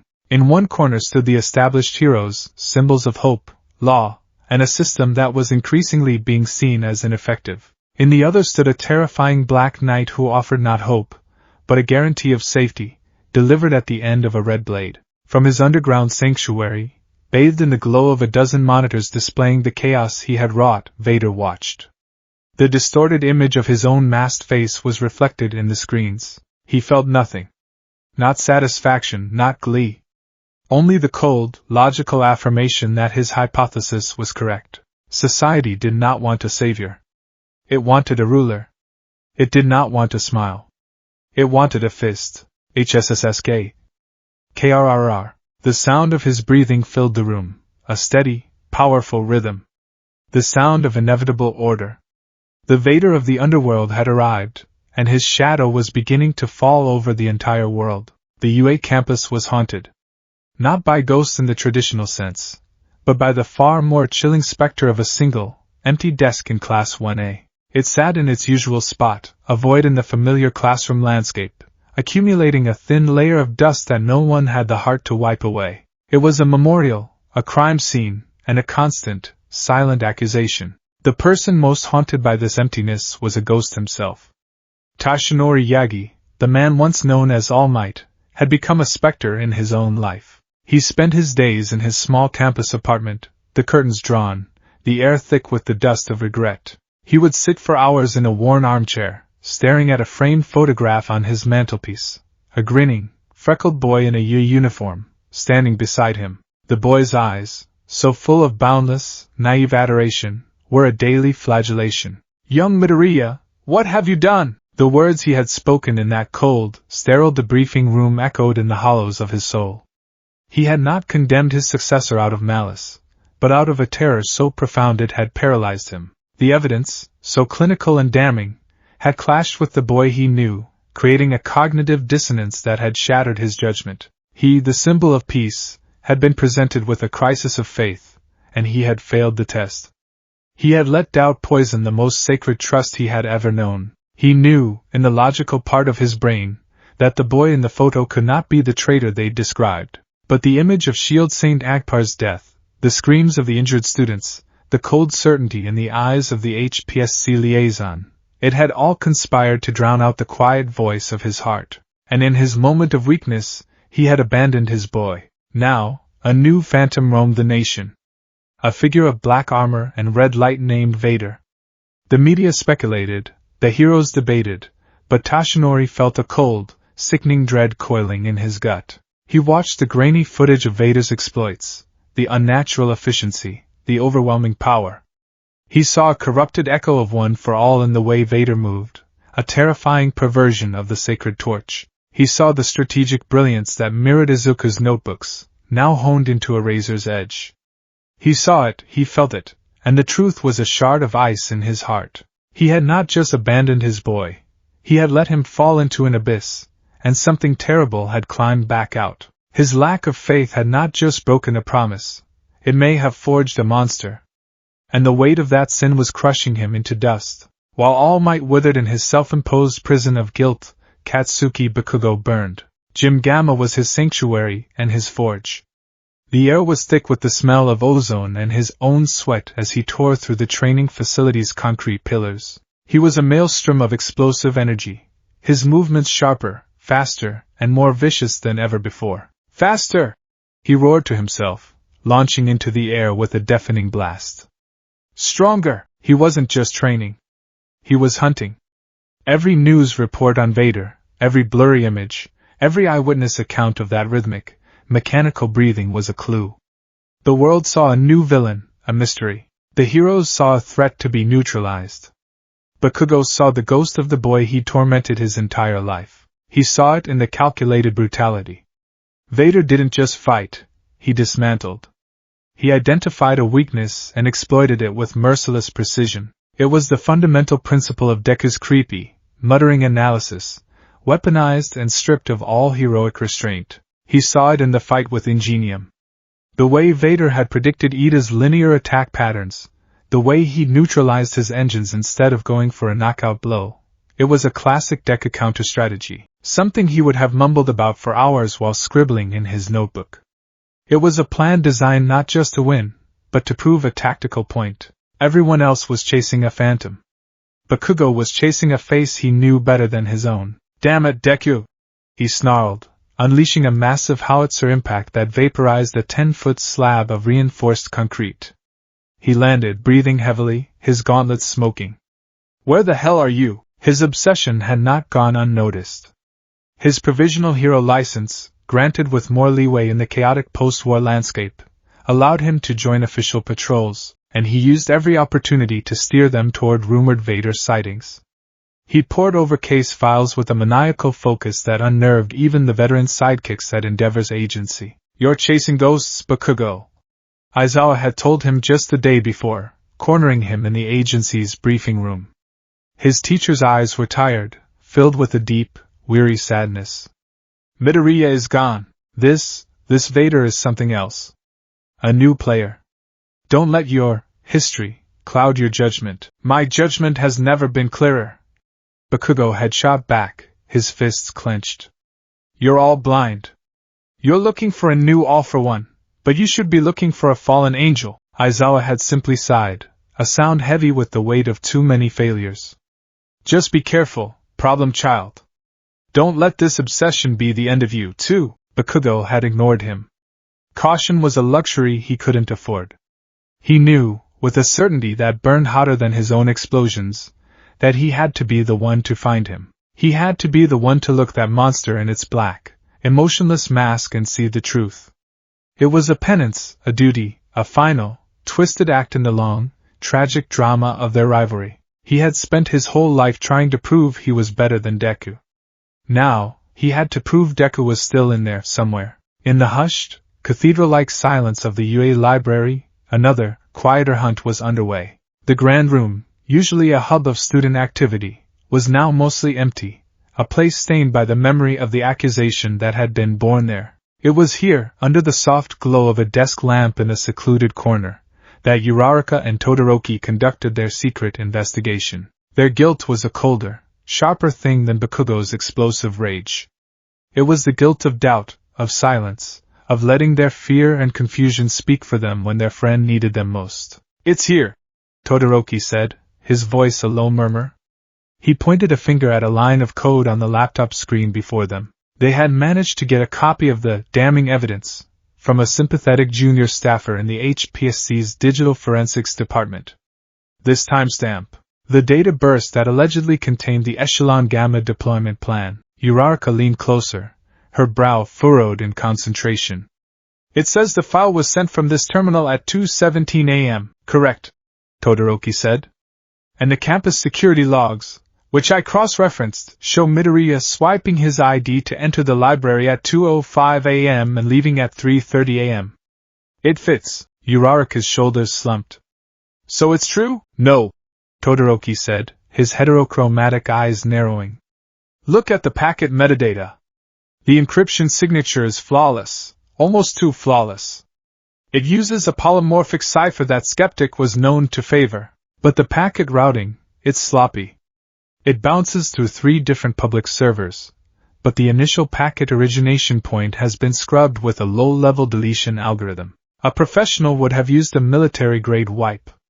A genius like Midoriya, if he were a traitor, would have made it completely untraceable. This feels framed. It's like a master painter deliberately adding a single, clumsy brushstroke to a masterpiece. Uraraka's heart leaped with a desperate hope. So Skeptic could have done it. Fake the logs? He could have. But there's another piece, Todoroki continued, pulling up a different file. It was a grainy security still of the hallway outside the hero's strategy room from 2 days before the Jaku attack. The official report says this is when Midoriya was casing the joint, so to speak. But look, he zoomed in on the image. It showed Izuku, his back mostly to the camera, muttering to himself as he often did. But in the corner of the frame, reflected in the polished surface of a fire extinguisher case, was another figure. A girl in a standard UA support course uniform, walking away down the hall. Her face was obscured, but her gait, a subtle, almost jaunty bounce. It was familiar. I've seen her before, Uraraka whispered, her eyes wide. During the final exams, she bumped into me. Said she was lost. Todoroki's expression was grim. And Toga Himiko's quirk allows her to perfectly replicate someone's appearance if she ingests their blood. She could have disguised herself as anyone. A Yui staffer, a student. The pieces were clicking into place, forming a horrifying picture. Toga planting the physical evidence, skeptic fabricating the digital trail. It was an expert conspiracy designed to isolate and break one for all's newest wielder. And they had all fallen for it. They had been the unwitting instruments of All for One's grand design. Uraraka buried her face in her hands, a choked sob escaping her lips. We did this to him, she whispered, the guilt a physical weight in her chest. We pushed him away. We believed them. Todoroki placed a hand on her shoulder, his touch surprisingly gentle. We made a mistake, he said, his voice low but firm. Now we have to fix it. We have to find him. Before Bakugo does. He knew his explosive rival was not on a mission of reconciliation. He was on a warpath. In a sterile, high-tech command center deep beneath Endeavor's agency headquarters, the top heroes of Japan were on a warpath of their own. Vader's operational pattern is clear, Hawks said, gesturing to a massive hollow map of the country. Red zones pulsed over a dozen cities. He's systematically dismantling the entire criminal hierarchy. He's not just taking out the muscle. He's targeting logistics, finances, and information brokers. He's performing a hostile takeover of the entire underworld. Endeavor, his arms crossed over his powerful chest, scowled at the map. His power levels are off the charts. Reports from the Ingenium incident describe a blade of pure energy capable of vaporizing high-density metals and shorting out advanced technology. The raw power output is comparable to All for One in his prime. From a shadowy corner of the room, All Might flinched at the comparison. He hadn't spoken a word during the entire briefing, a gaunt scarecrow in a room full of titans. It's not just the power, Hawks continued, his golden eyes sharp with concern. It's the intellect. His tactical analysis is flawless. He predicts our movements, exploits our procedures. It's like he has a copy of every hero's playbook. He's a strategic genius with the power of a demigod. We are treating him as a high-level vigilante, but we need to reclassify him. He is a Category S threat, on par with All for One. Then we stop him. Endeavor grunted. We set a trap. Lure him out.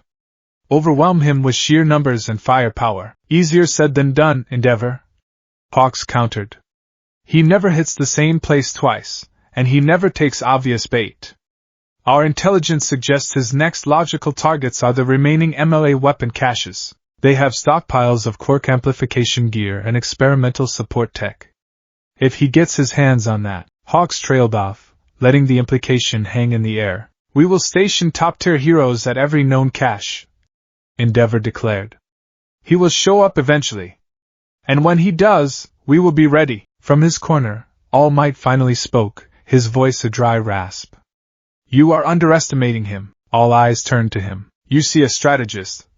All Might continued, his gaze distant and haunted. You see a powerhouse. You are preparing to fight a villain. But you are not fighting a villain who wants to rule. You are fighting a martyr who wants to burn. He looked at Endeavor, then at Hawks. And you cannot reason with a fire. With that cryptic warning, he turned and left the room, leaving a heavy, confused silence in his wake. Bakugo found his lead in the encrypted chatter of the underworld. Jiren, the broker, was putting out feelers for a buyer interested in a shipment of prototype variable threat response armor. It was ex-Detonarat stock, cutting-edge MLA technology. The deal was happening in 2 hours at the Takoba Municipal Foundry, a sprawling, defunct industrial complex by the bay. It was perfect bait. Too perfect. The heroes would be planning a massive, slow-moving cordon. They'd spend hours getting clearance and positioning teams. By then, Vader would have come and gone. Bakugo wasn't going to wait. He suited up, his movements quick and precise. He ignored the frantic calls from his agency liaison on his comms. He disabled his GPS tracker. This was off the books. This was personal. The foundry was a maze of rust and shadows, a metal labyrinth under a moonless sky. Rain had started to fall, slicking the corroded walkways and drumming a lonely rhythm on the corrugated iron roofs. Bakugo moved through the complex with a predator's grace, his senses on high alert. He didn't need a map. He followed the hum of nervous energy, the scent of fear and greed. He found them in the main smelting chamber, a cavernous space dominated by a colossal, dormant blast furnace.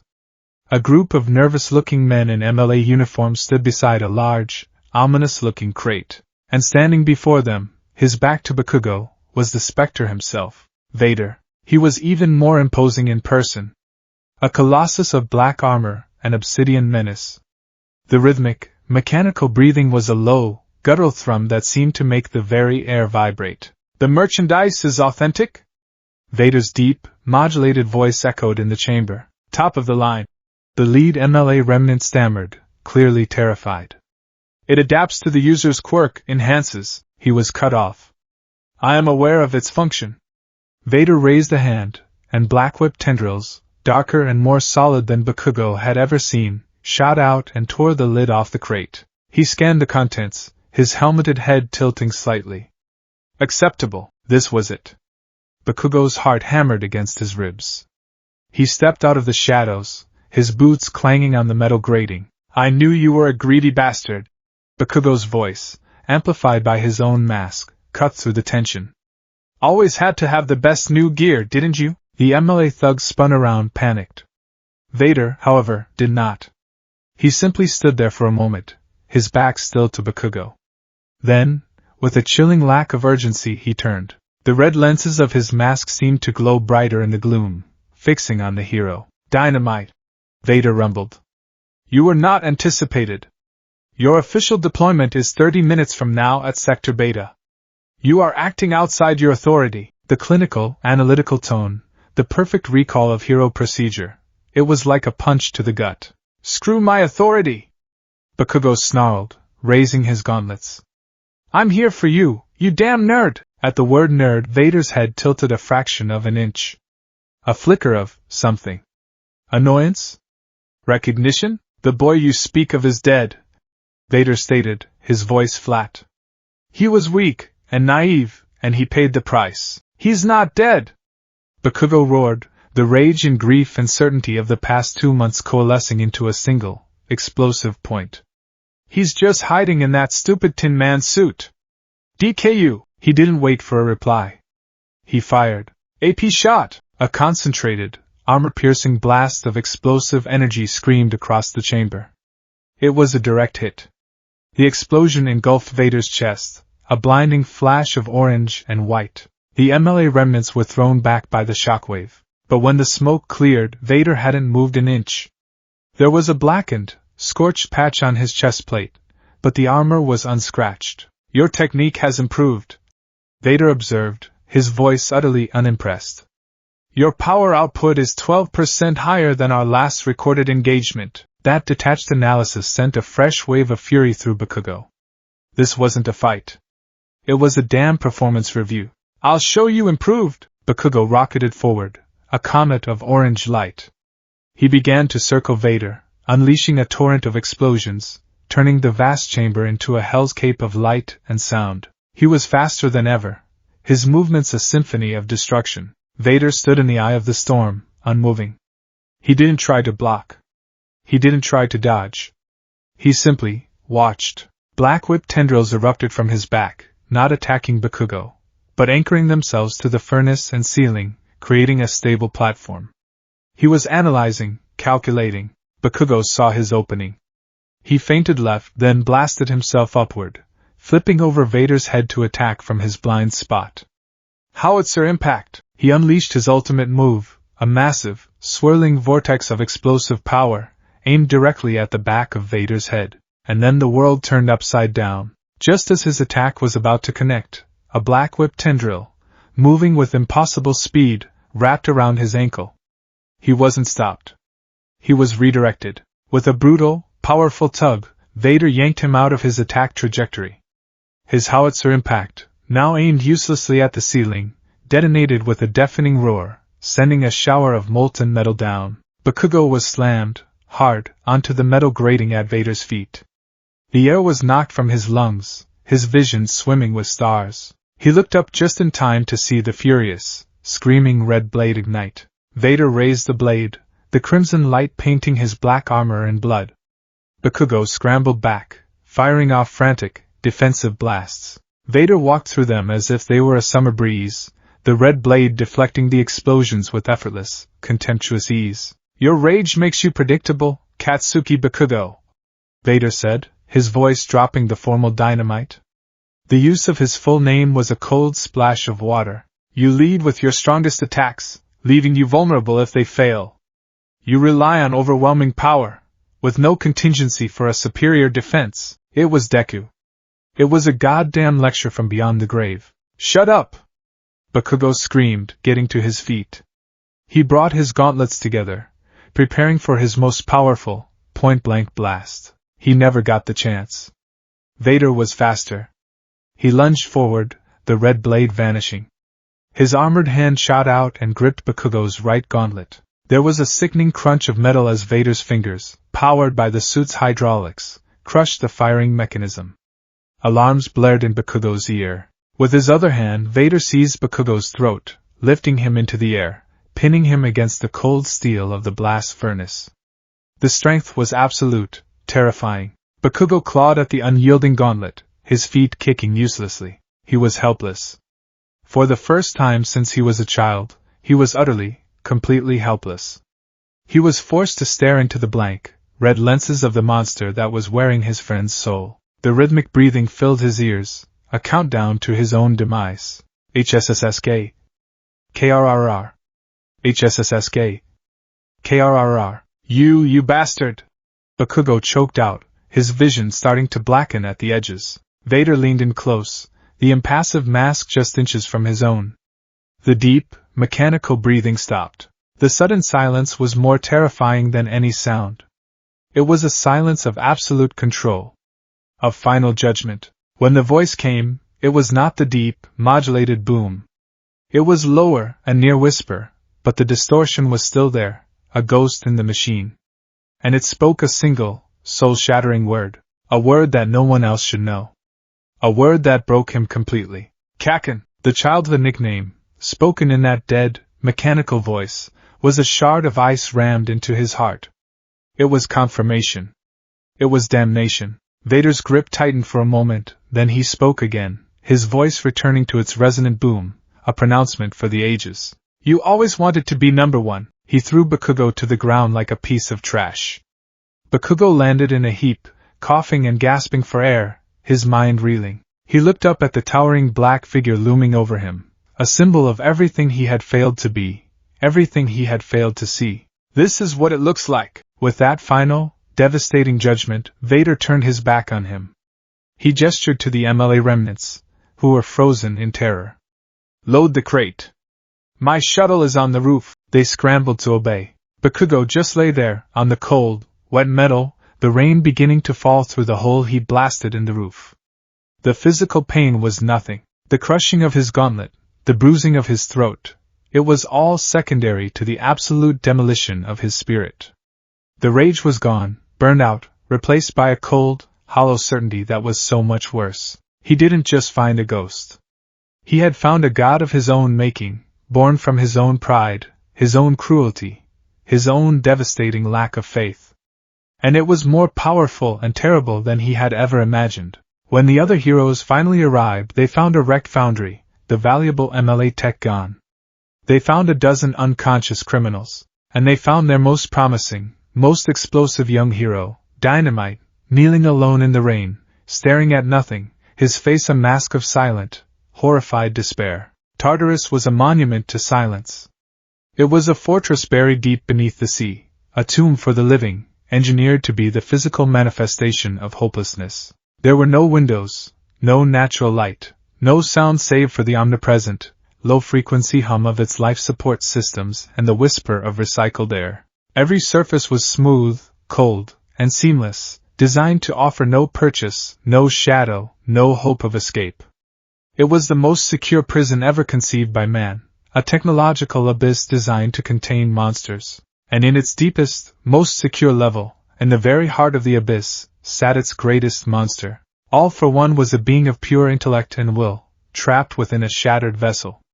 He floated in a tank of life-sustaining fluid, his ruined body a tapestry of scar tissue and withered limbs. A network of tubes and wires snaked from his body, monitoring his every biological function, while a custom-built helmet, a horrific mockery of his old battle mask, kept his shattered skull intact and served as his only interface with the outside world. He was physically inert, a king on a throne of utter paralysis, but his mind was free. His mind was a sprawling empire. From his silent prison, he could still feel the vibrations of the world above. His network, painstakingly built over a century, had not died with his capture. Loyalists, sleeper agents, and indebted souls still moved in the shadows, feeding information to his last true confidant, the fanatically devoted Dr. Kyudai. Today, the doctor had brought him a gift.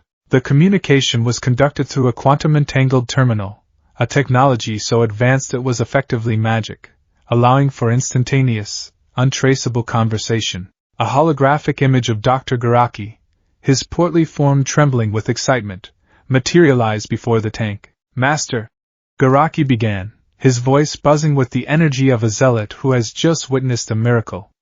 "The data is confirmed. The energy signatures are undeniable.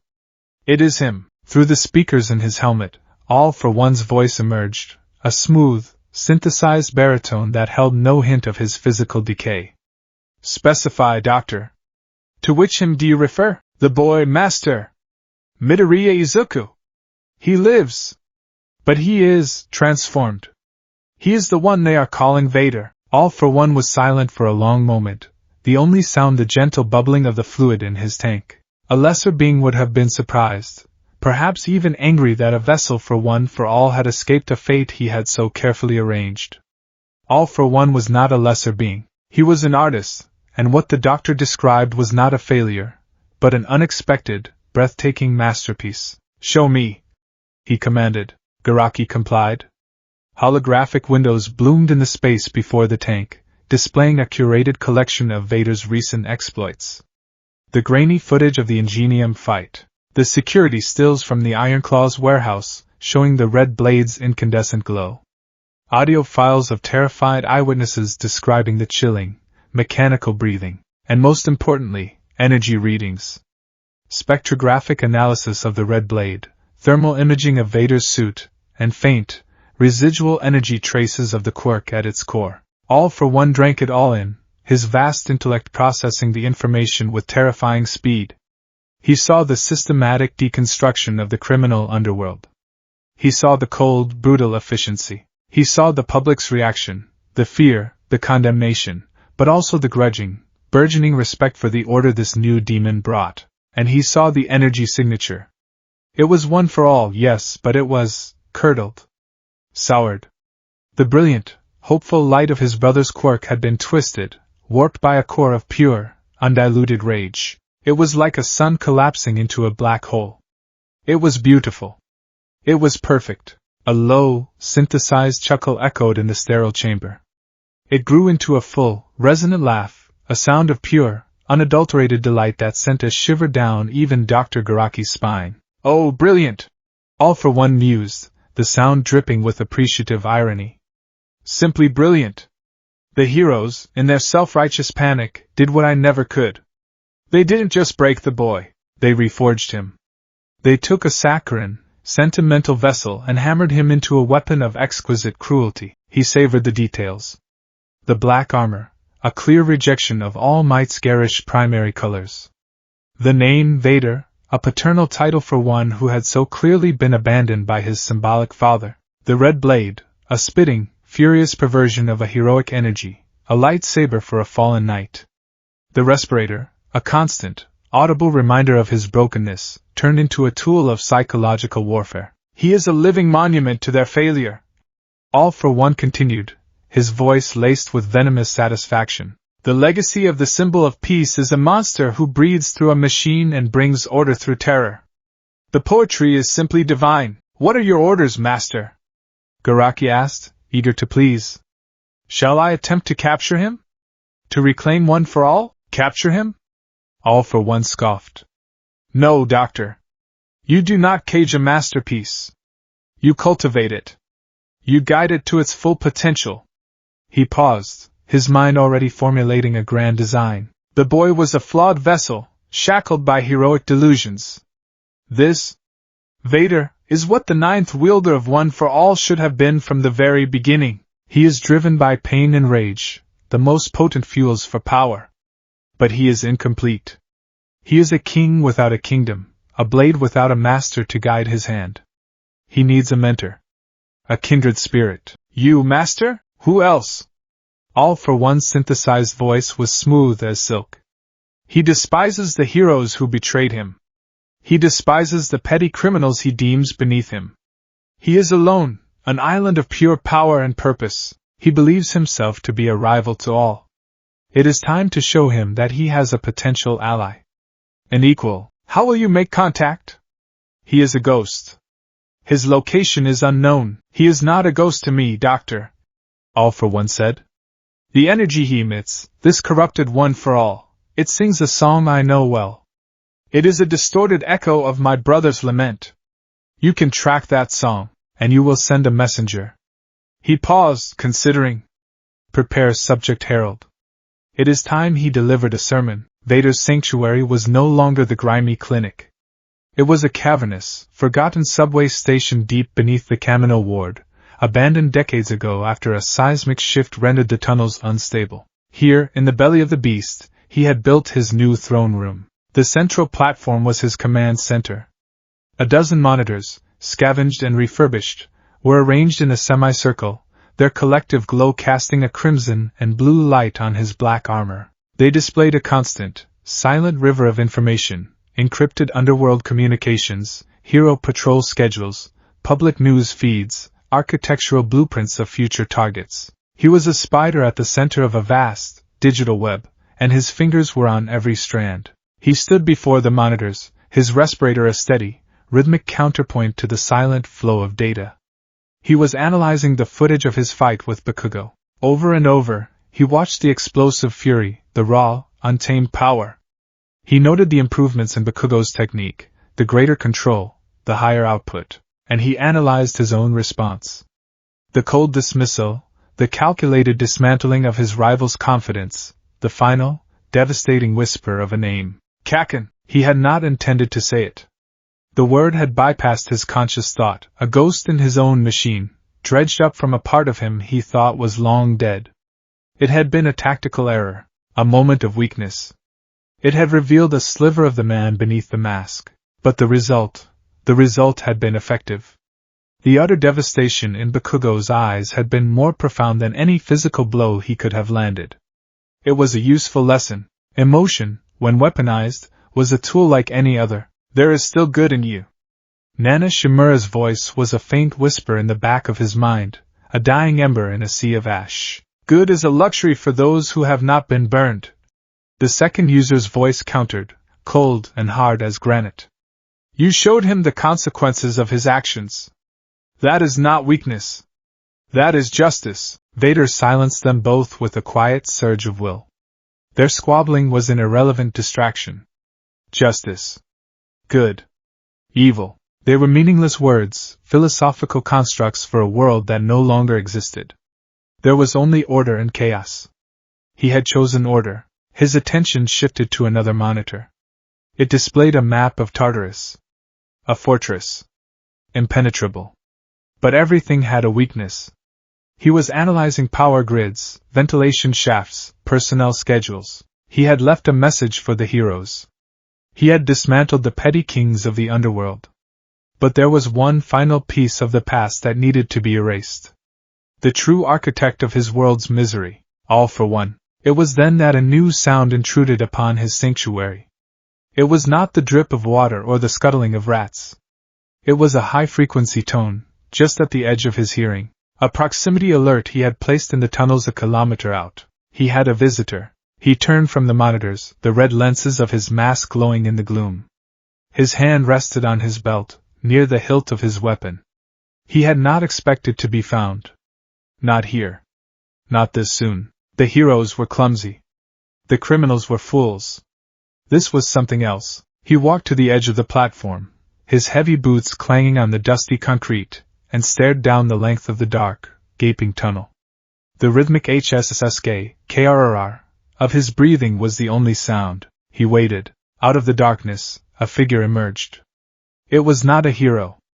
It was not a common villain. It was tall and unnaturally slender, clad in a sleek, bone-white carapace that seemed to absorb the dim light. It had too many joints in its arms and legs, allowing it to move with a silent, insectoid grace.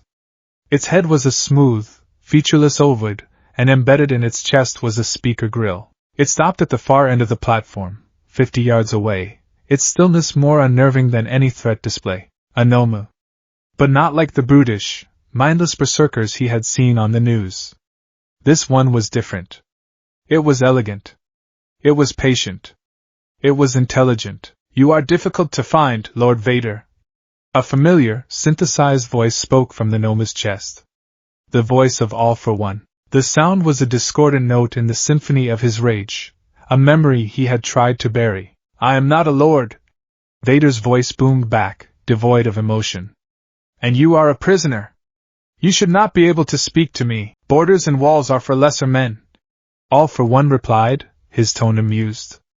"I find that even from the depths of Tartarus, my reach is long. I have been watching you. I must say, I am an admirer of your work, the precision, the brutality, the exquisite theatricality. You have brought a much-needed sense of artistry to the tedious business of crime and punishment." Vader remained silent, his body a statue of black iron. He was analyzing the Noma's stance, its muscle distribution, the faint energy signature it emitted. Super regeneration, certainly. Enhanced speed and strength, obviously. But something else, too. A subtle shimmer in the air around it. Some kind of kinetic dampening field. "I confess I am responsible for your predicament," All for One continued, his voice dripping with false sincerity. "I orchestrated the plot to frame you. A simple matter of using my pawns, Toga and Skeptic, to plant the seeds of doubt. I had hoped to break you, to make you vulnerable so that I could take one for all for myself. I admit I underestimated you. I sought to shatter a cup, and instead I have forged a sword." "You confess to this as if you expect my gratitude," Vader stated. "Gratitude? No. I expect understanding," All for One said, his voice taking on a persuasive, intimate tone. "Look at what you have become. You have shed the pathetic skin of Izuku Midoriya. You have cast off the foolish ideals of All Might. You are power. You are purpose. You are what that boy, in his wildest dreams, could never have been. He was a flawed, sentimental vessel. You are perfect." The Nomu, Herald, took a silent, gliding step forward. "We are the same, you and I," All for One's voice whispered from its chest. "We have seen the hypocrisy of heroes. We know that society is a fragile lie, held together by rules that the powerful ignore. They cast us out. They called us monsters. And in doing so, they gave us the freedom to become gods." Harold took another step. "But you are alone. You fight heroes. You fight villains. You fight the very nature of the quirk that gives you power. Your rage is a powerful engine, but it is untamed. You are a king without a crown, a conqueror without an army. Your ambition is a fire that will consume you." The Noma stopped, 20 yards away. It raised a slender, three-jointed arm, its hand open in a gesture of offering. "Join me." All for One's voice resonated, a symphony of temptation. "Let us burn this society of fakes to the ground and rule its ashes together. My resources, my knowledge, my network, they are all yours. I can complete your training. I can teach you to truly master the darkness within one for all, to silence the pathetic ghost in your head and wield its full, terrible power. You will not be my servant, you will be my partner, my heir. Together, we can forge a new age, an empire of true order built on a foundation of absolute power. What say you, Lord Vader? The offer hung in the silent, subterranean air. It was everything a fallen soul could desire. Validation. Power. Partnership. Vengeance. Vader stood motionless for a full 10 seconds. The only sound was the steady, rhythmic HSSSK, KRRR, of his breathing. Then he spoke. His voice was as cold and empty as the void between stars. I have no interest in being a pawn in the games of a dead man. The air crackled. The furious, screaming sound of overloaded energy filled the station, and the blood-red blade ignited in Vader's hand, casting the cavern in a hellish light. You are the past, Vader declared, his voice a death sentence. And the past must be erased. Before the final word had left the modulator, he moved. He didn't charge. He flowed. One moment he was on the platform, the next he was airborne, propelled by a controlled burst from float, crossing the 20 yards in a heartbeat. The red blade swung in a vicious arc aimed at Harold's neck. The Nomu reacted with blinding speed. It didn't block. It swayed back, its multi-jointed torso bending at an impossible angle, the red blade passing a millimeter from its throat. As Vader landed, Harold's arms shot out, not to strike, but to grab. Vader was ready. He deactivated the blade and spun, using his cloak to momentarily obscure its vision. In that split second, he slammed his foot down on the platform, and a wave of raw, kinetic force, a 20% St. Louis smash channeled through the sole of his boot, rippled through the concrete. The platform cracked and buckled under Harold's feet, throwing it off balance. It was all the opening he needed. Blackwhip tendrils, thick as pythons, erupted from Vader's back and wrapped around the Nomu's limbs. He pulled, expecting to tear it apart. Instead, he felt a massive, contrary force. The Nomu, despite its slender frame, possessed monstrous strength. It dug its clawed feet into the cracking concrete and began to pull back, a silent tug-of-war. Impressive strength. All for One's voice commented calmly from the Nomu's chest, even as it was locked in a battle of titans. But futile, Vader ignored him. He was analyzing. The Nomu's strength was a given. The super regeneration was a problem. The key was the kinetic dampening field. He had to overload it. He ignited his red blade again. He didn't try to cut the Nomu. He stabbed the blade deep into the concrete floor. The unstable, corrupted energy of the blade reacted violently with the dense matter, and with a deafening roar, a huge section of the platform exploded upwards in a shower of concrete and twisted rebar. Harold was thrown into the air, its connection to the ground severed. For a moment, it was vulnerable. Vader used Blackwhip to yank it from the sky and slam it down onto the tracks below. He descended upon it like a meteor, his red blade held in a two-handed grip. He plunged the blade into the Noma's chest, right where the speaker was. The crimson energy sizzled and spat as it fought against the creature's unnatural flesh. He could feel the super regeneration at work, muscle and bone tissue trying to knit itself back together even as the blade vaporized it. You cannot kill what is already dead, Vader. All for One's voice said, distorted by the damage. This body is merely a vessel. A tool. All tools can be broken. Vader retorted. He poured more power into the blade. The chaotic energy, born of his rage, intensified. The blade began to spit arcs of dark lightning that scorched the Nomu's white carapace, leaving black, spiderwebbing cracks. Harold thrashed beneath him, its silent, elegant form now reduced to a writhing beast. Its claws raked against his armor, sending sparks flying but finding no purchase. Vader realized the direct assault was a battle of attrition he might not win. The regeneration was too fast. He had to be smarter. He had to be crueler. He ripped the blade free. As the wound in Harold's chest began to steam and close, Vader switched tactics. He used Blackwhip to pin the Noma's arms and legs to the tracks. Then, he methodically, clinically, began to dissect it. He didn't aim for the head or the heart. He aimed for the joints. He brought the red blade down on Harold's left shoulder. The blade didn't just cut, it cauterized. The superheated energy melted the joint, fusing bone and carapace together into a solid, immovable mass of slag. The arm went limp. He did the same to the right shoulder. Then the hips. Then the knees. Each strike was precise, deliberate. It was not a fight. It was a vivisection. All the while, the Nomu remained silent, its only response the furious, silent thrashing of its captured limbs. Finally, the herald was immobilized, a broken insect pinned to a board. It was defeated, but not destroyed. Its head, still featureless, turned to follow Vader as he stood over it. "Is this your answer, then?" All for One's voice, now heavily distorted and weak, crackled from the damaged speaker. "A tantrum? A display of unrefined power?" "It is a statement," Vader replied, his voice a low growl. He deactivated his blade. He knelt down beside the broken Nomu. With a grunt of effort, he gripped the fused, ruined mess of its left arm and, with the full, augmented strength of his suit, he tore it from the creature's torso with a sickening sound of shearing metal and cooked flesh. He stood, holding the severed limb. He looked down at the pathetic, broken thing on the tracks. "You sought a partner," Vader said, his voice echoing in the vast, silent station. "You have found a replacement. I will take your place at the apex of this world. Your empire, your resources, your very legacy, they will all be mine." He turned to the severed arm in his hand.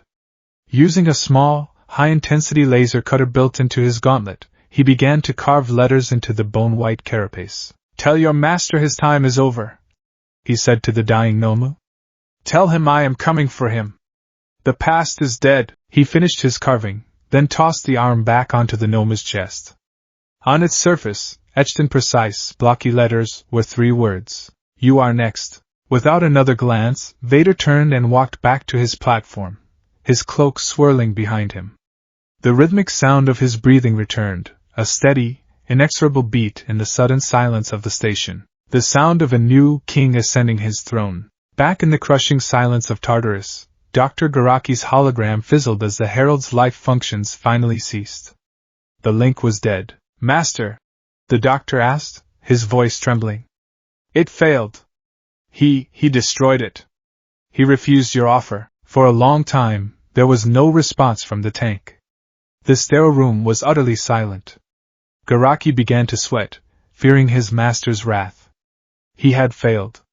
His creation had been annihilated. Then, a sound emerged from the speaker. It was not the smooth, synthesized baritone.